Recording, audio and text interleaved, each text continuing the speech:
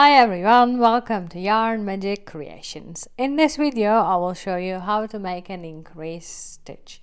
For this you need to go in your next line, crochet, and then you enter your hook inside. As usual, you just yarn over, bring it back, you yarn over again, and you make your first crochet stitch. And in order to increase in the same loop that I just worked on, you go again with your crochet hook in, you take a yarn and then you go yarn over, you make your second crochet.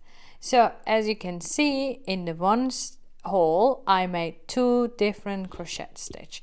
This is how you make an increasement. One more time I will show you. And now in the next line it is this stitch. I go inside of the next stitch, I pull over some working yarn and I make my first crochet, and in the same stitch again, in order to increase, I go in again, pull over and do the second. And as you can see, this is how increasement look like. In the one stitch you made two crochets, and this is how it looks on this side. Thank you for watching. I hope you find this video useful.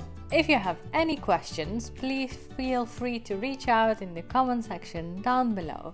If you like the video, please give it a thumbs up and subscribe to this channel. Hope to see you all in the next video.